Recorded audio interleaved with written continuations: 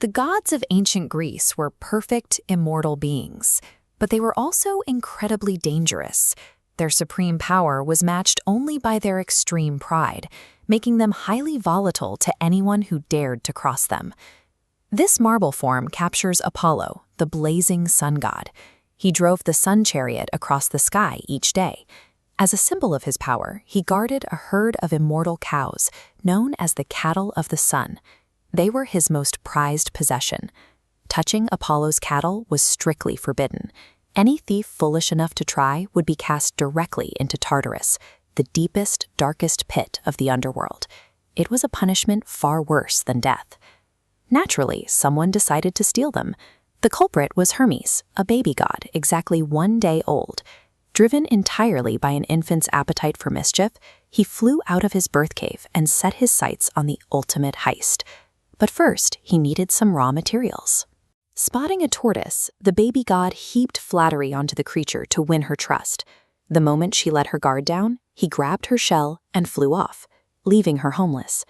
A 1-day-old infant lying to a tortoise, stealing her shell, and plotting grand larceny against the sun god.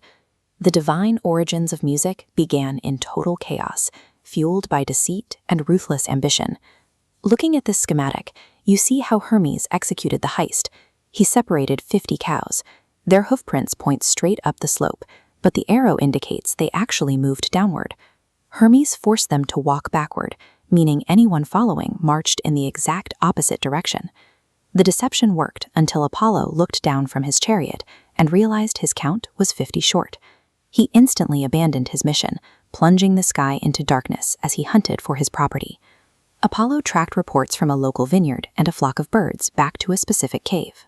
Inside, he found the baby Hermes sucking his thumb, pretending to be deep in a sweet, innocent sleep. Apollo wasn't fooled. His skin turned red with rage as he threatened to throw the infant into Tartarus. A defenseless baby god was now completely trapped by the furious, unstoppable sun god. To survive, Hermes needed a miracle. Behind Apollo's back, Hermes had been busy. He had taken the stolen tortoise shell, attached a frame made from the horns of a sacrificed bull, and stretched 7 strings of cowgut across it. He had built the world's very first lyre. Right as the sun god lunged forward to seize the child, Hermes made a desperate move. He struck the strings. Sweet, magical notes rang through the cave. Apollo stopped. The burning cosmic rage dissolved from his face, replaced by awe. No immortal had ever heard a sound like it. Recognizing his leverage, Hermes offered the instrument to Apollo.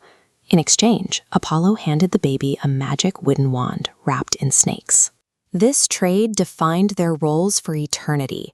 Apollo became the master of the arts, while Hermes carried that snake-wrapped wand as the official messenger of the gods. Apollo happily let the cattle thief go free, officially taking the lyre as his own.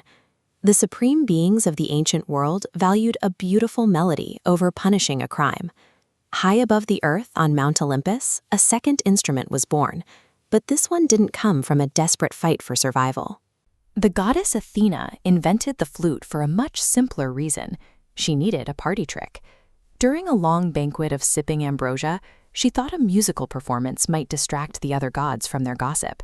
But as Athena blew into the flute, her cheeks puffed out, her face turned purple, and her eyes crossed. The distraction worked, but not how she intended. Hera and Aphrodite burst into laughter, loudly mocking the goddess of wisdom for looking so ugly while playing. As you can see on this ancient vase depicting a musician, the flute eventually became a fixture of human life. But that only happened because Athena, fiercely protective of her vanity, threw her invention down to earth in disgust. This marble sculpture shows who found it: Pan, a woodland god with the legs of a goat. Lacking a seat on Mount Olympus, Pan had plenty of free time to practice, and he eventually mastered the discarded instrument.